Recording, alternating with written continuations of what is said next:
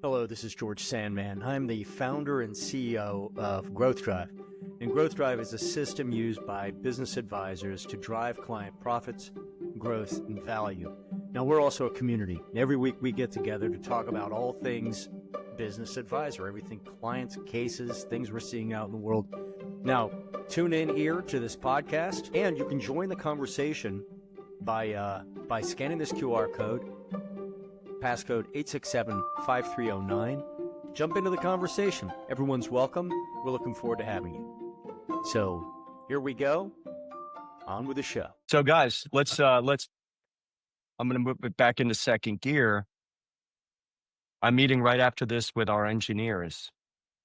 And I believe you were about to, Mike and I talked about this at the crack of dawn, but we are going to schedule the introduction of Claire AI inside Clarity.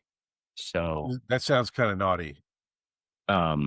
Is it like in vitro fertilization? Like you're scheduling the intro? Well, it's kind of cloning. What we're trying to do, those of you who are using Claire, the separate Claire, we've armed Claire 2.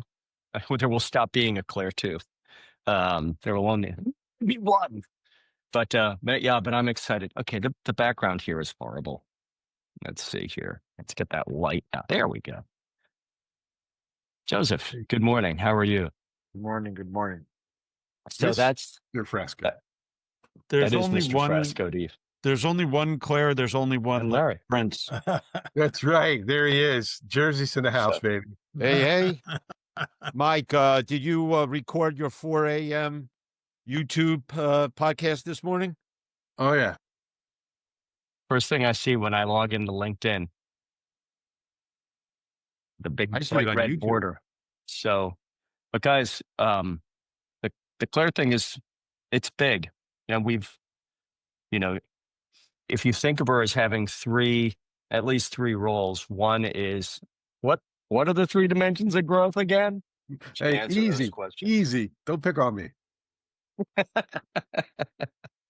And then the next is to ask more profound questions and to do plain language queries, start building deliverables, in the same way as you would use an LLM. I mean, she is an LLM. Her central block is ChatGPT 5.1. And then the other role is compliance. And so, Mike, this may be near and dear to your heart. Mm-hmm. But when we think about compliance departments with large enterprises, and doesn't have to be that large, right? But they have compliance policies. Claire can help with. Claire's going to be able to help with that. And one of the most exciting features of Claire, which will be released very soon after the alpha, is, and I'm calling it alpha, it's really a beta. I mean, we've tested the heck out of it, but it's just crawl, walk, run, is a scribe function. So Eric, you and I talked about the ability to take notes.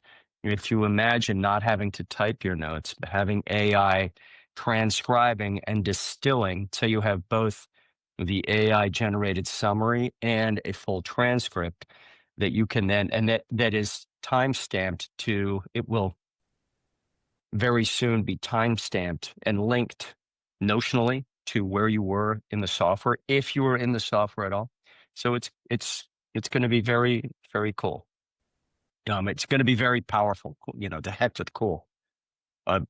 Now imagine what I'm excited about with the scribe function, guys.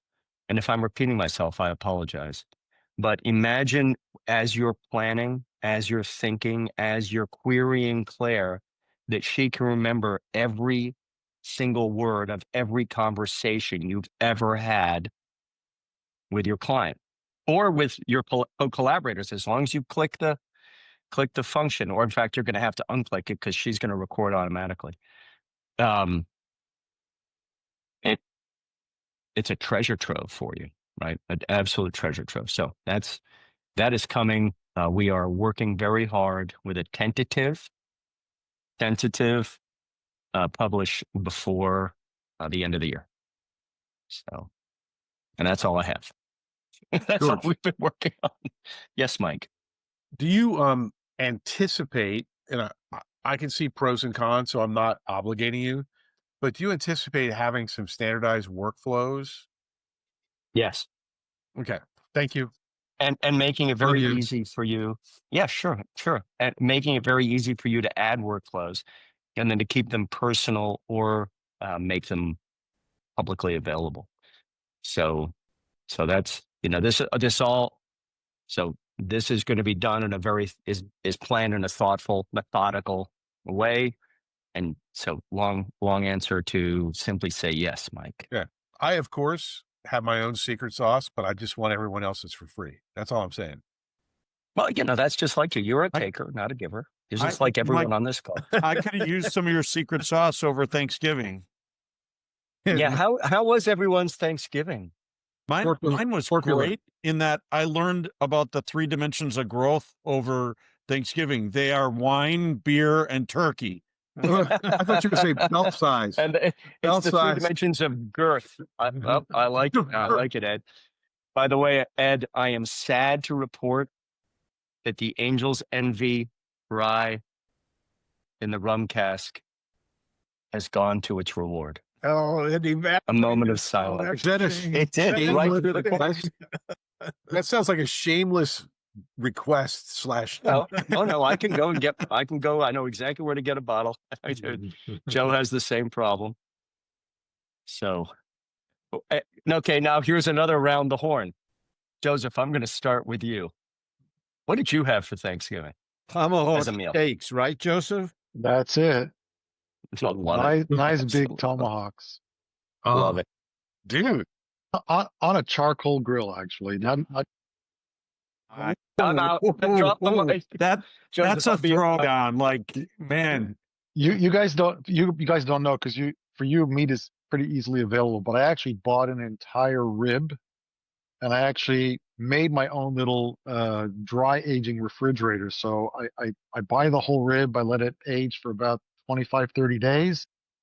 And, had that prepped up from the beginning of November. So that's what we ate on Thanksgiving. George, we have to redesign the summit so Joseph feels compelled to come. Well, wait, no, we need to have the summit at Joseph's We have house. to have an outdoor cooking. I was about to break into that. I told you us. lately that I love you. Yeah, that is outstanding. Outstanding, Joseph. I think maybe we should just leave it alone from there. Yeah, like nothing the rest of us can say is going to come anywhere near that. Well, listen, I agree with you completely. Yeah. I had those years where I took the turkey and I tried with deep frying it in oil. You put them on a stick or whatever, you drop it in and you make it crispy and whatever. I tried all of that, but with 4 growing boys in their late teens and early 20s, I mean, nothing's going to replace a good steak. Yes, I have to. You've just thrown down a gauntlet, Joseph. Well, I was going to do a standing prime rib roast for Christmas, and I am definitely doing it now. I ordered mine through a local, we have our own specialty butcher shop. So yeah, buy yourself a sous vide. That's okay. Are they big enough for like a 7-pound rib roast? Yep. Okay. Yeah, it depends on the size of the water tank that you buy. I mean, you can buy for like $20-30 a water tank that will hold pretty much anything, and then just do that. It'll bring it to the temperature, that you want to bring it to, however you like your meat. I usually do it to about 129, 130. And then I just put it on the grill to sear the outside, and it comes out psychotically good.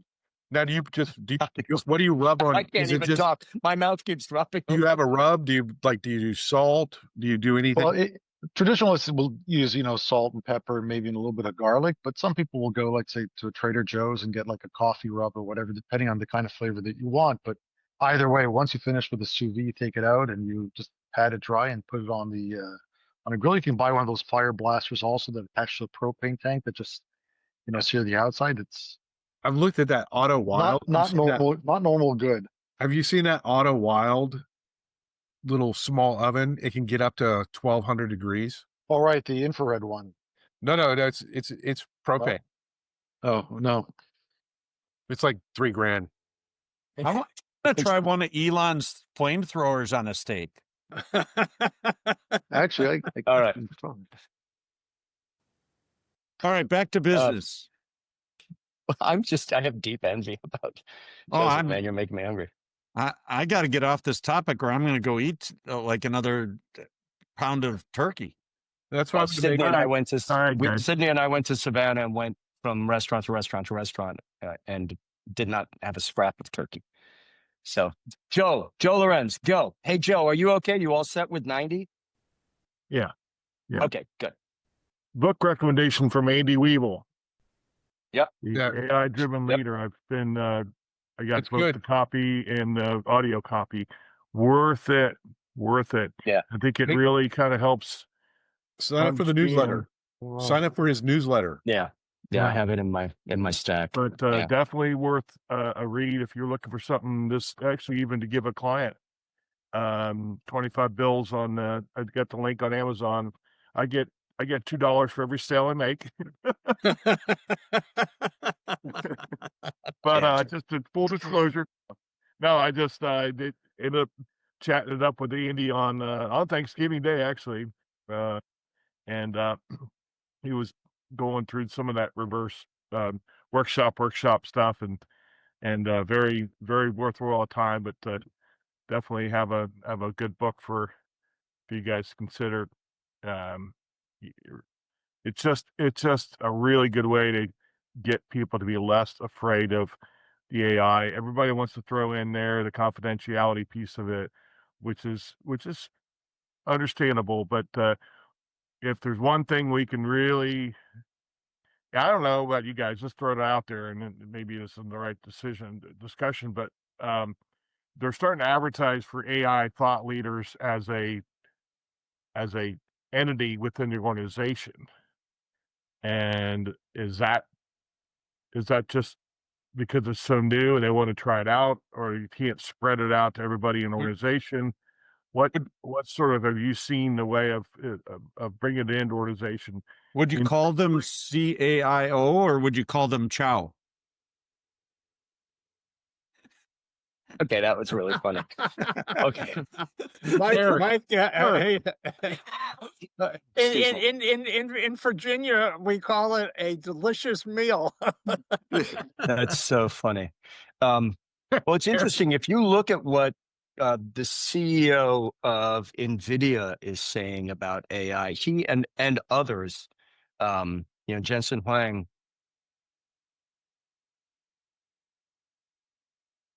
AI is just going to make our jobs more rewarding. I was going to say fun. Yeah, maybe more fun.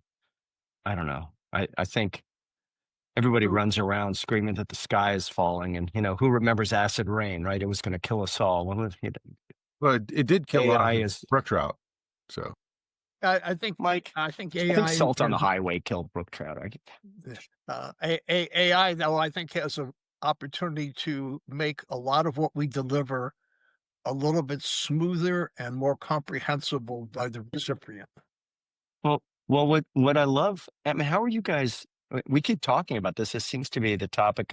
Workflows. I mean, it very much is. Workflows. Yeah, workflows. And yeah, Jemiah, good morning, man. And Tim, are you headed to the Nook? Not yet. I got work to do. George, that's Sir Tim. Sir Tim's a lot. Member of the year. 1-800 Tim's a lot. Yeah, and I can sing that. We'll share with you the fact that we had 4 inches last night. Wow, not here. Jemiah, how was you? We were just catching up about Thanksgiving and dipping into to AI again.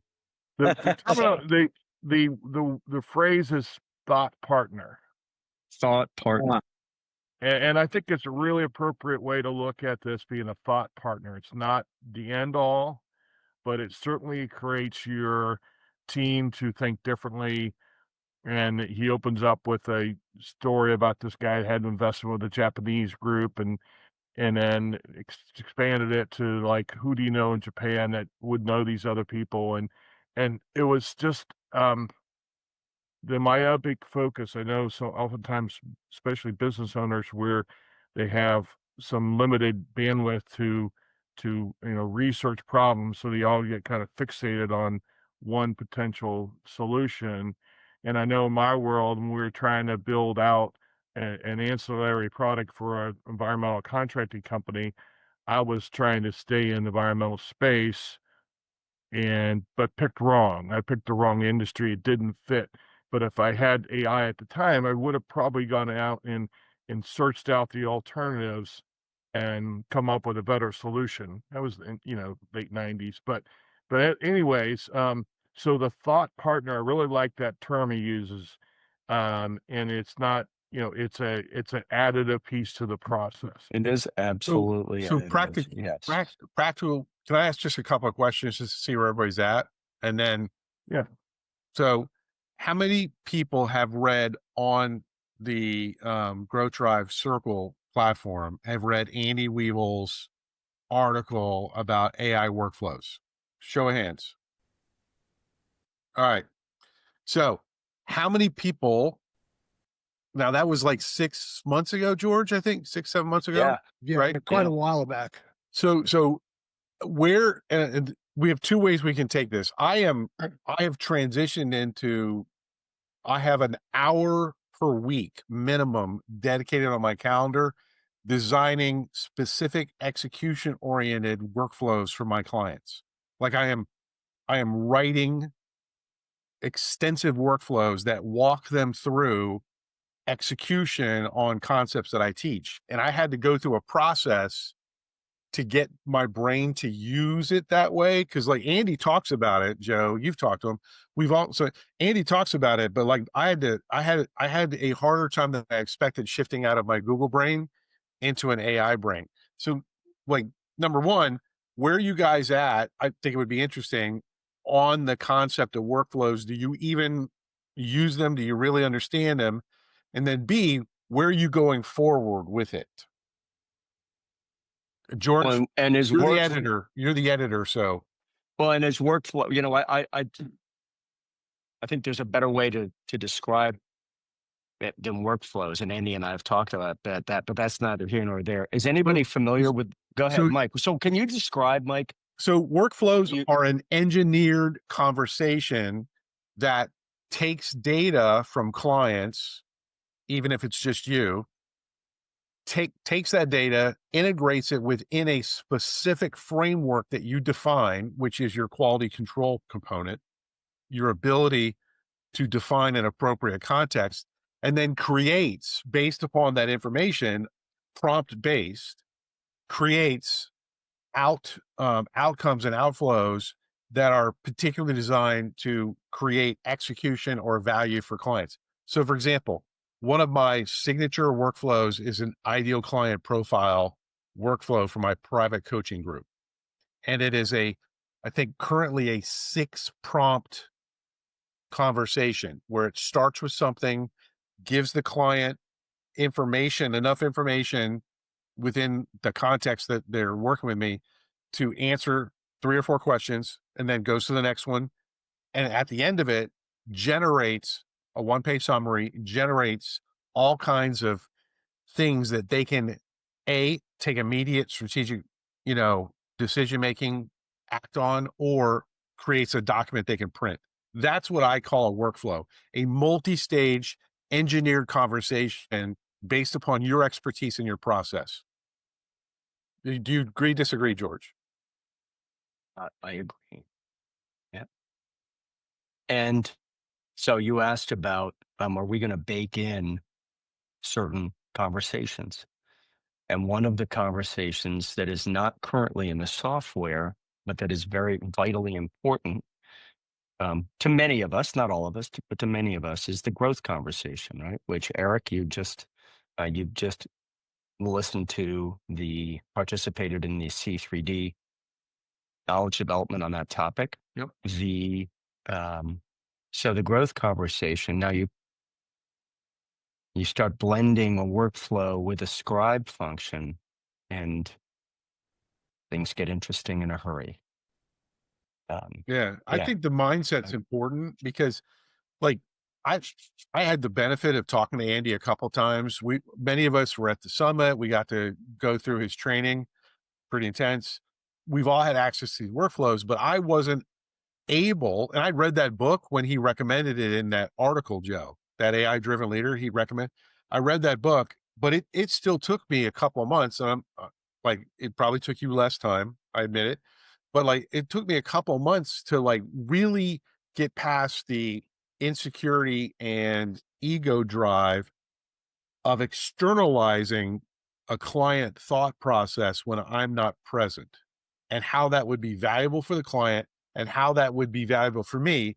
But it only really started to transform when I decided that I was only going to be paid in the future for execution, that I was going to be paid for people getting ideal clients. And that was it. I wasn't going to be paid for teaching them. I was going to be paid for people executing on that.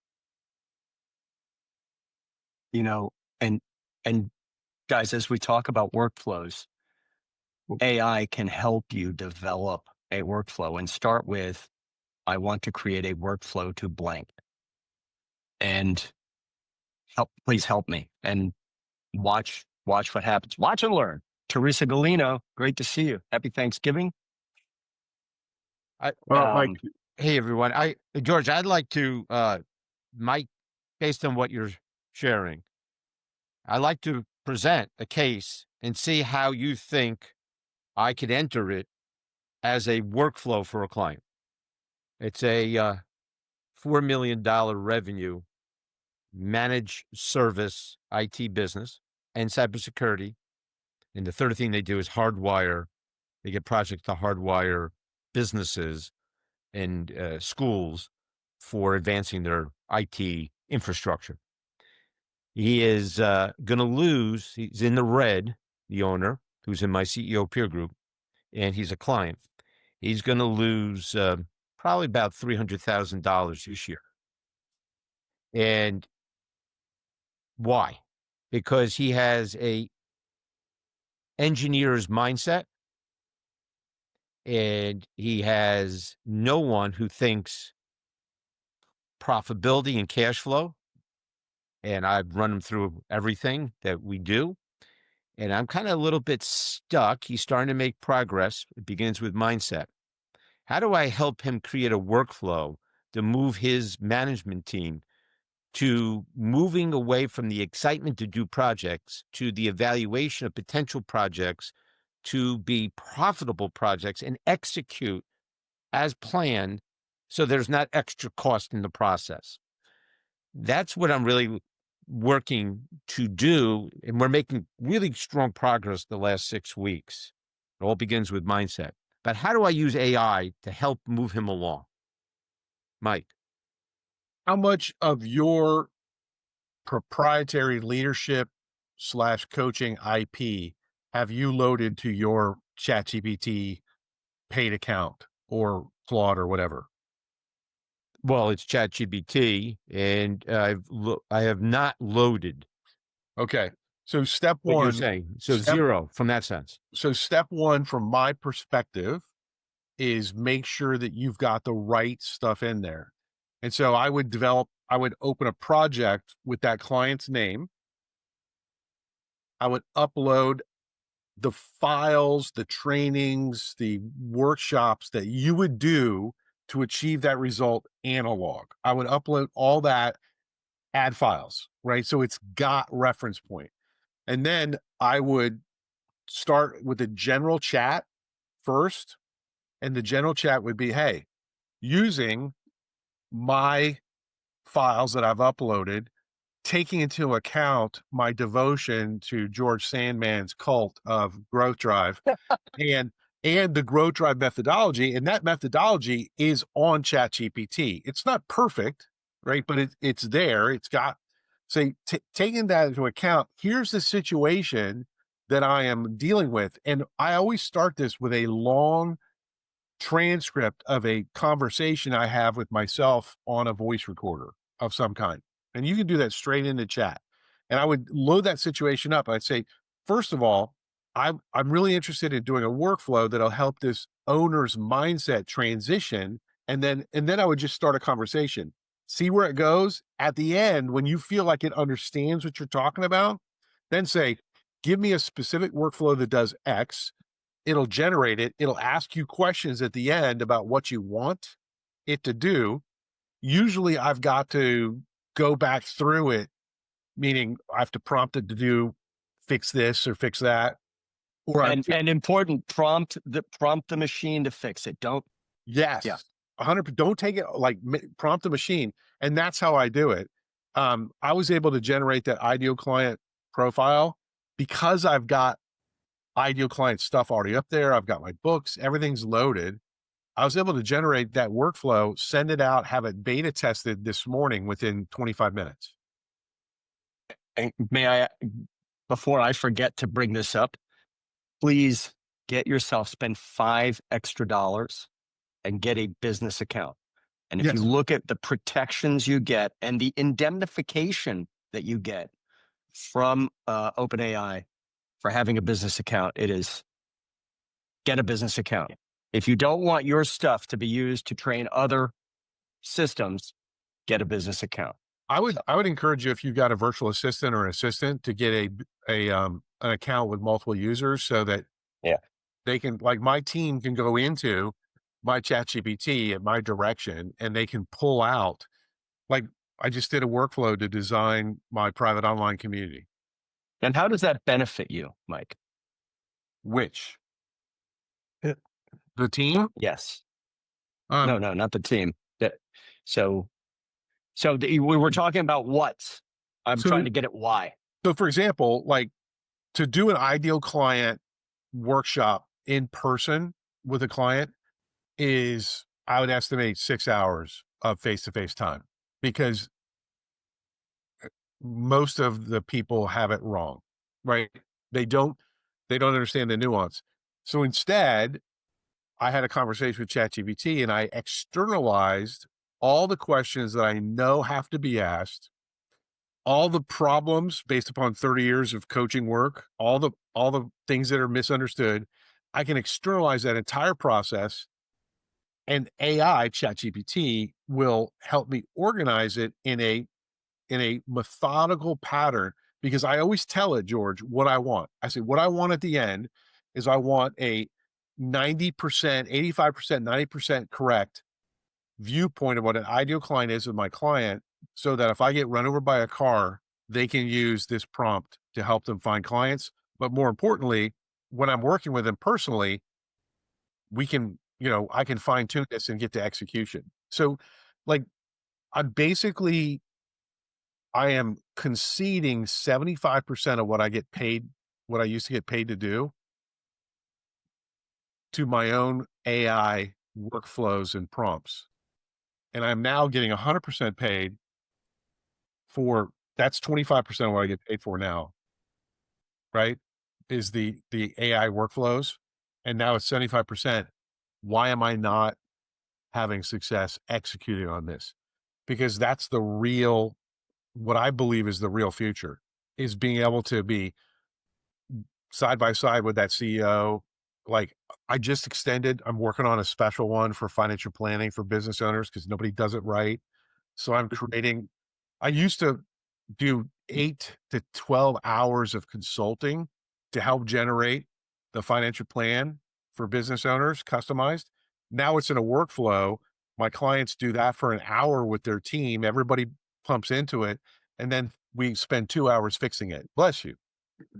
So anyways, I want to just come back to make sure I'm not saying I'm doing it right. I want to come back to make sure I have this right from two perspectives. The takeaway is, I think where I'm at with this client, the best thing I could do in our meeting next Monday is actually use the workflow, and I'll practice in advance with him on the call.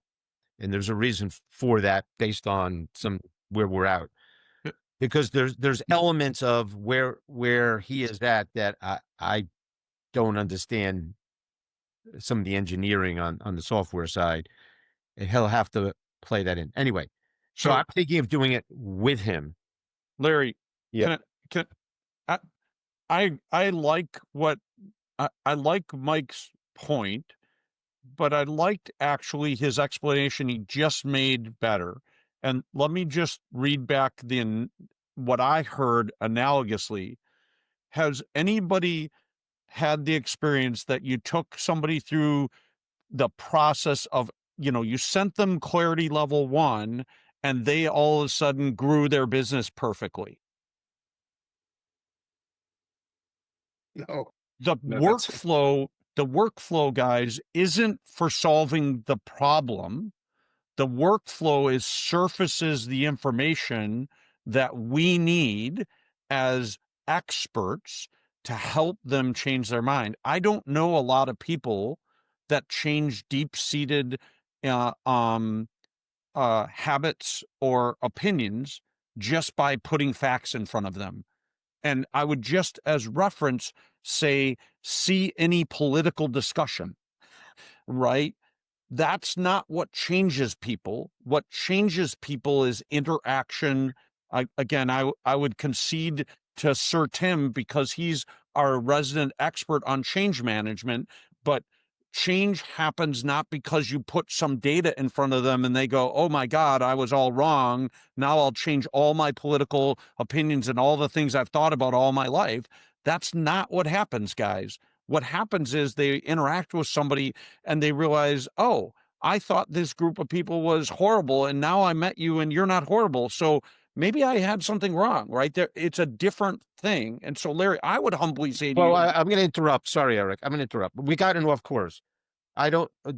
Where you two are going is beautiful, but it's not relevant to my particular case because I didn't spend enough time describing where we're at. So it's so a very, please describe it's a more. very. I don't need to because it will take too much time. It's a very human to human, me to him, personal connection. Hey, Larry, there I'm is a wondering how within the progress we're making, does workflow management help him? And it's not really helping me help him, but help him directly, because that's where I'm not there day to day to know that. And so Yeah. I think using it to help him it's not my time with him, it's his time with his people.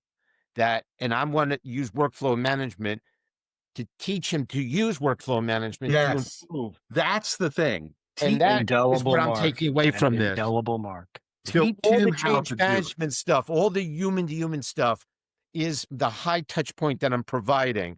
But where it gets stuck is what he is doing with his team to improve the efficiency by which they're making change. And I think Got that's workflow management.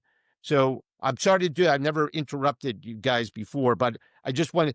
This was already you'd already got me locked in better. So I got it. Thank you. I have one more question, George. When you say purchase, or now you didn't say that, your own private chat GBT, is that this? I have chat GBT where I have my own Subscription? and I subscription and I pay $60 a month and I have multiple users and I've already given those users out. Is that what you're referring to? Yeah, make sure, all I'm saying is make sure that that's a business account. It sounds as though it is, if you have a team already, but as long as it's the business account, and at the bottom, it'll say your chats will not be used to train our models or something like that. Okay. And that's all I'm saying. I mean, you don't have to, I don't make $1 on it, but if people are worried about privacy, and you also sanctity of data. You get more energy resources if you're on a higher level You do. account, and it's important. Yep. Joseph. I'm gonna add, Larry. One of the things you may find them working on, and that is if they can identify the projects that have been extremely profitable that they've worked on, force all new proposals to go through that same analysis and say how similar do they occur, or are they trying to embark on new ones just because there you have an opportunity to bid on it? Qualify. Yeah. And that's where we're spending time. And I don't think he does a good job of having a disciplined approach to just that. And I think that's where I was going to apply some of the workflow management decision making around the ideal profitable client and an algorithmic yes or no to go forward. But, So thank you, Ed. Joseph, I think Larry, I wanted to get perspective. Small little thing. Yeah. What if you what if you used AI to gamify the idea of profitable projects? In other words, almost a Facebook kind of reinforcement that as they load their projects and they look at them and there's some analysis, it gamifies it and keeps a score. And again, it reinforces good behavior and disenforces bad behavior.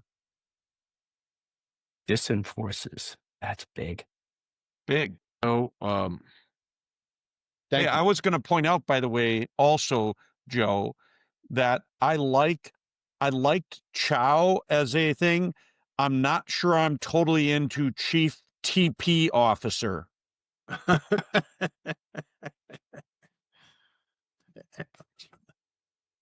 Larry, GPT. maybe I'll throw in something over here, maybe from a slightly different perspective. Humbly, I think most people use AI in the wrong way. I mean, just think of it as an incredible knowledge base. I don't like to use AI to tell me what to do.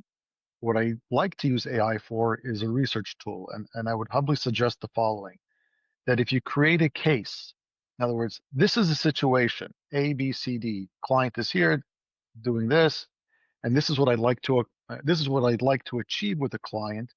Please go out there and research for me case studies where this transformation has happened.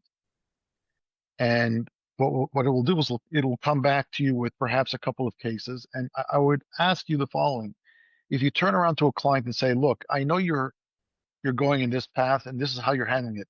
Here's an example of successful transformations based on some of the thoughts that I have, right? You don't necessarily have to actually have him implement it, but just bring it in front of him. I think that, for example, when think of it as people that are looking for advisors, the type of work that you do. What's more effective? You telling them all of your certifications, or when you list a handful of clients that you've done the transformation. So if your expertise is in HVAC or in whatever is in manufacturing, and if you list 20 clients that have gone through the process that are exactly what the client or this prospect is landing on your website is coming across, and he sees that you've gone through transformation, they're more inclined to accept it because of the fact they're looking really for outcomes. And I would say the same thing over here. If you frame the case and you ask ChatGPT to look or do the research for you to bring something similar that has been successful, I think one of two things can happen. Number one, either you can present to him or them, whoever it is, samples of the case of what needs to be done so that they become more inclined or more open to suggestion. And the second thing is you might find someone who's very good at doing that. And then you can reach out to them and say to them, how did you do it? Right? And then you can implement it, because why depend on AI to execute something that you're really not an expert in, and you don't know if it's telling you something that is right or incorrect without being able to know that the data behind it or the information behind it is supported and substantiated. I don't like when AI thinks for me. I don't mind when AI executes for me, but I want it to be I want it to be executing on my my steps and my protocol, not coming up with the ideas that I can, try on my clients and hope it works. Yeah, I think number one, I'm in complete agreement with Joseph, because I don't think that disagrees with what I was trying to share. So, I mean, selfishly, but like the way I use AI is within my particular, somewhat unique expertise with all of my IP. So these workflows don't go out to ChatGPT to ask what it thinks. It works my clients through particular conversations that I want them to reflect on when I'm not present. I want them to be doing things when I'm not present. I want them to create momentum. And specifically, I want them to start having conversations with AI about their own expertise at their own company. I like that research thing you're talking about. That's why I love this is recorded. I want them using it so that when it's time for them to take a break and think strategically, maybe they go on a hike, or maybe they open their chat GPT and they open a project called strategic planning. And they go, hey, I'm thinking about this challenge with my leadership team based upon different stuff I've had. Can you give me some outlines of things that I might want to consider doing? I don't like AI to fix a problem. I like AI to get perspective and then create bigger impact conversations that I have about how they execute. Just to clarify what I was doing, I love your point. I love it. Yeah, but just Larry, a simple example that would be if you have a client that has a marketing issue and you're not a marketing expert, you could come up, for example, ask AI, give me successful frameworks for marketing for this and this application, this whatever. And then you would come back, let's say you came up with, well, listen, one of them was Story Brand. So you can now research Story Brand and say, is it successful? Who's it successful for? Right? Making sure that it's appropriate. Then you could turn around and say, okay, apply Story Brand to this scenario and produce an outcome for me. So you're actually controlling the IP that it's using in order to produce the outcome, not letting AI control the IP. Yeah, it's all about the context that you work it within, and the tighter, more detailed that context is that you set and prescribe, the better you are. I don't like clients just randomly going out. That's like, I like to give them, hey, walk down this path.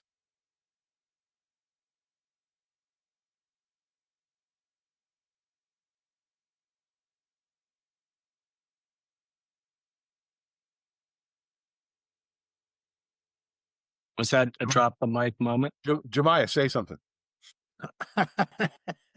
We got to wake him up this morning. No, man, I'm just being a student, man, listening to perspective, taking notes, man. It's all the great viewpoints and perspective on.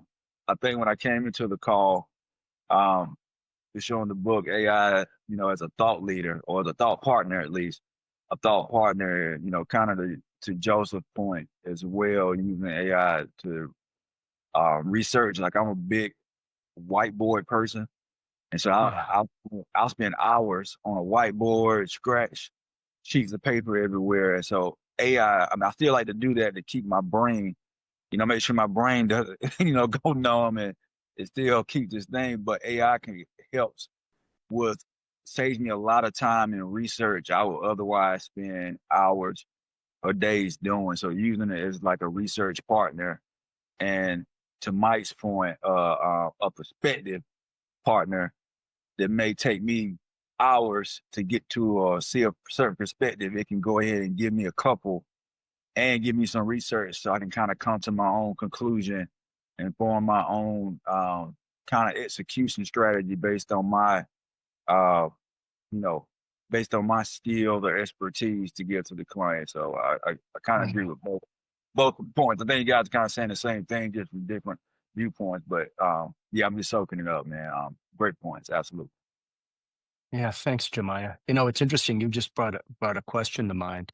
How many of you are using substantially the same prompt in a couple of different models? Maybe you're throwing it in Chat, Perplexity, and Claude, for example, and reading the answers and getting different perspectives. And I think that's question one. And question two is, how many of you are challenging then, saying, okay, well, why might this be, for example, why might this be a bad idea?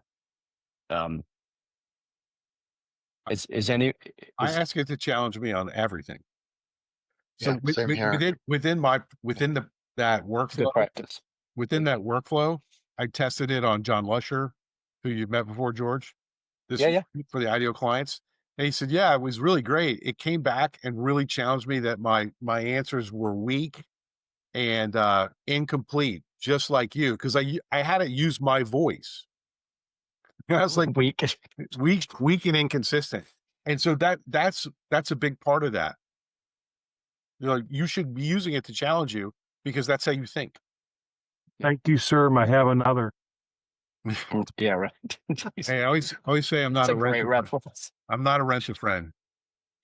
A couple of thoughts related to that, George. My understanding of Perplexity, it is not a large language model, but it sits on top of others, tapping into other models. Does that matter in terms of its capability or depth of use?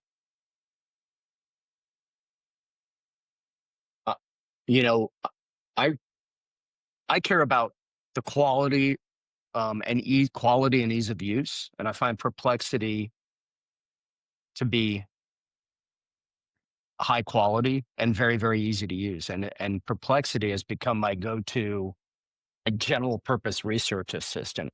It writes. There are people, there are people in this community that are using Perplexity to do financial analysis, for example. They're using it for much more sophisticated tasks where, I use it for everything from the mundane to the sublime, and I really like it. I know it's you just, like it. Yeah. there's a reason that it's exploded in popularity. So Here's another one. ChatGPT defaults to a speed setting. I switched mine to thinking setting.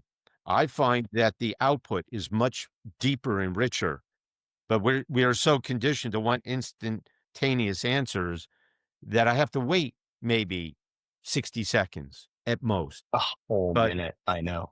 And a whole minute in my life. But I find it to be deeper. Has others found the same or no difference? You I have yours on agree. thinking mode? 100%. I haven't. I haven't rarely approached it use a that thinking way. mode. I use mostly the research mode, Research mode. The other almost exclusively. Teresa, And love it. that provides even greater depth than thinking mode.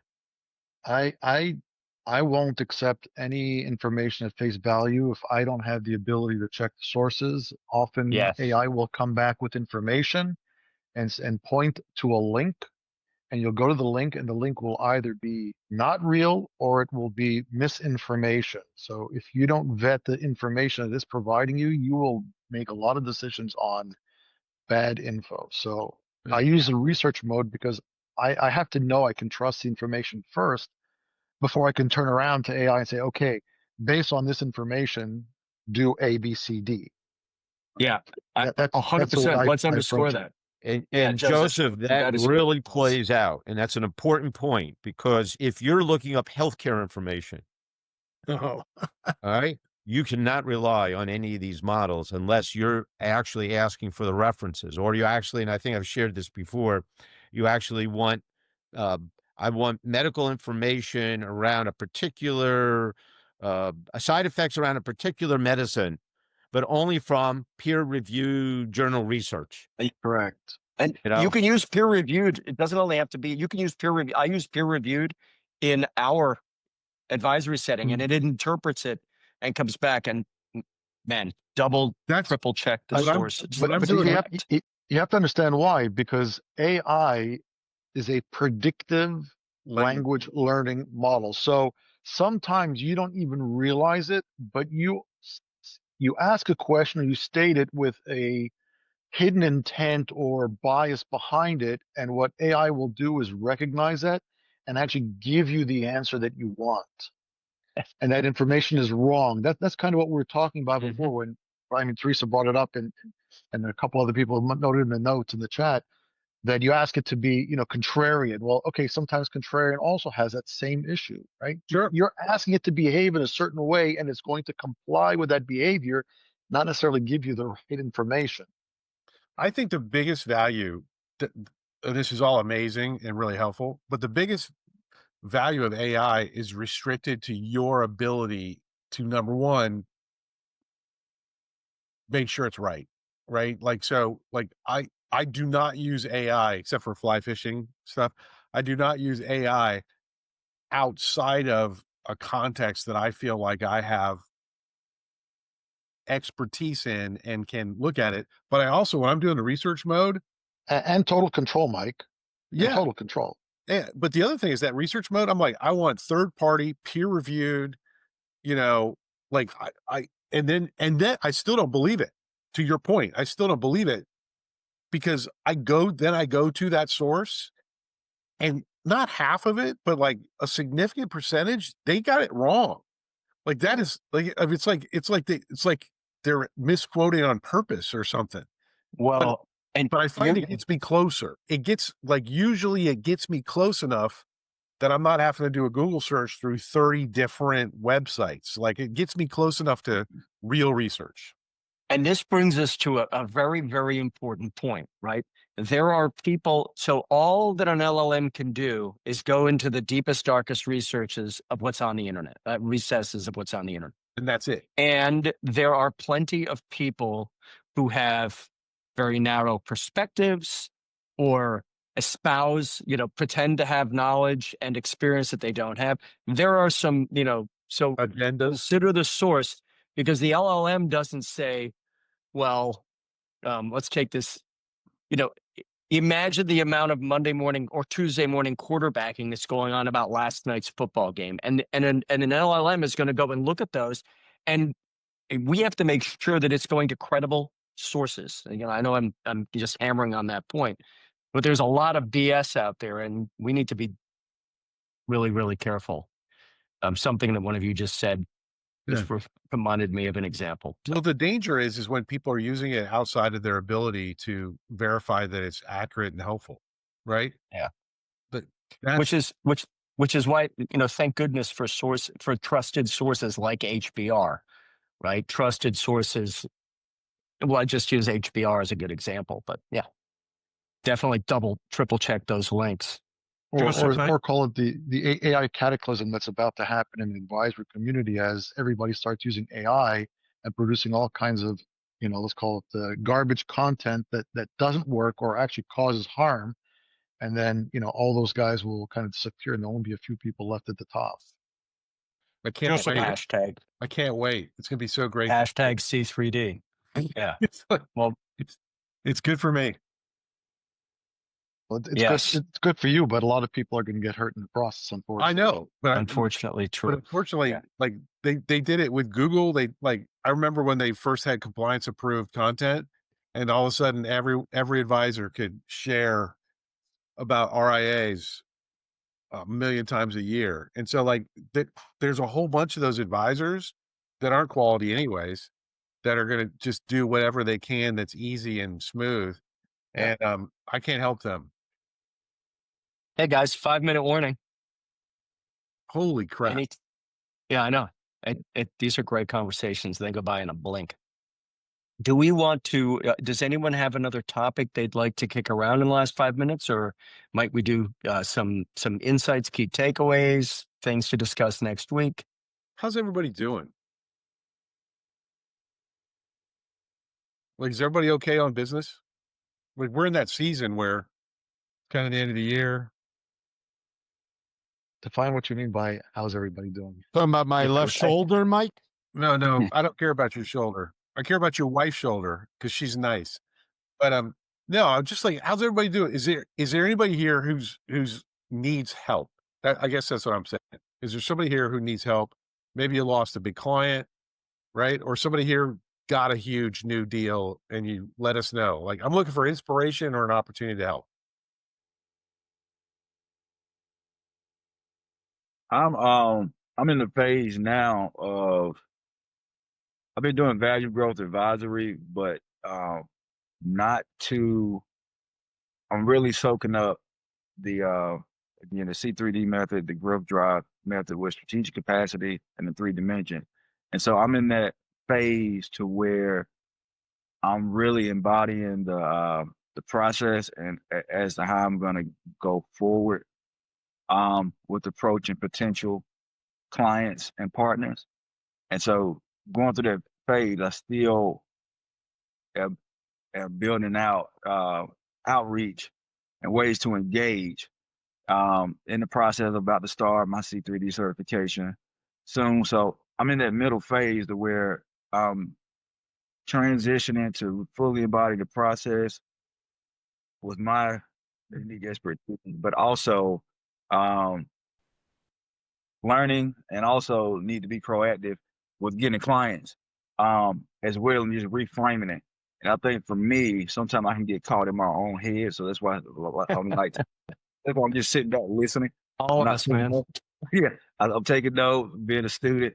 And like even when I'm reading in the circle, a student, I've been going back watching all the, the coffees, just to hear the perspectives of everyone in using these. So that's where I'm at now. And so all of you are helping me form my perspective with my unique expertise and going forward as a growth drive advisor. and shaping the language and also shaping the perspective. So that's where I'm at now. Other than that, I feel pretty good. I got a mild cold. I think I caught a stomach bug from getting some Chinese food maybe Saturday night.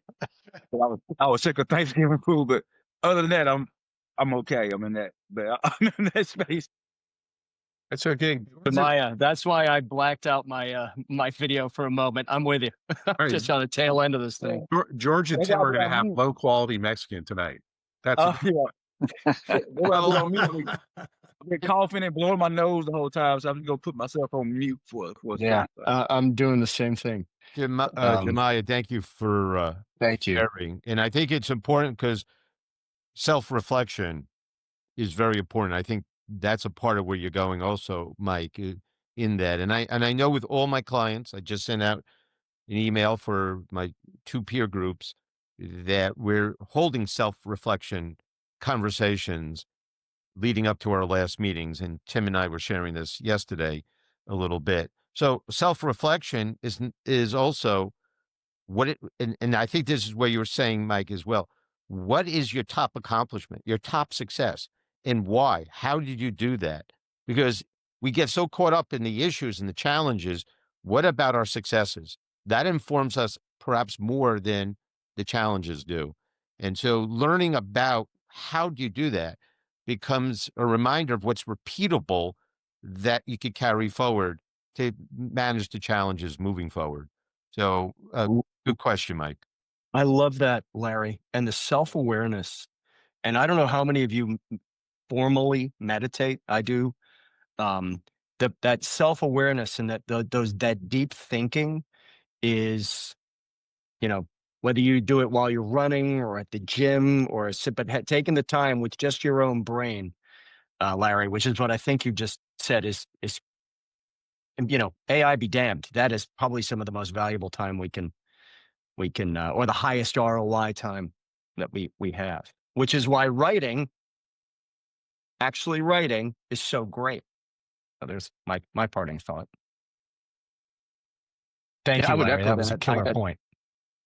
I have a And, coach, an ex-coach that I worked with years ago, and he had an exercise he did every week called WLAGS, or WLAGS is the way he called them: wins, losses, ahas, and goals. And at the end of every week, he would walk through that. And it's on my list to do every week. I don't do it, but I sat down last week and I started doing it for the year. I'll wake up early in the morning, and all the things that I missed or didn't do or that I'm behind on, or the frustrations, those are the ones that ruminate in my head, right? Like coulda, shoulda, woulda. And so I thought, oh, I better make this list. And I'm thinking that's going to be a runaway train on the losses side of the, things I didn't accomplish. Over the Thanksgiving weekend, I sat on and just started writing. And my wins list was 3 times longer than my loss list by the time I actually got done doing it. So it was a great exercise. This reflection thing that Larry's talking about is, I thought it was terrific. I felt a whole lot better after I got done looking at that list than I did before. I was just, going through my head. Yeah. Love that. Thank you, Tim. And maybe we'll end it there on a high note.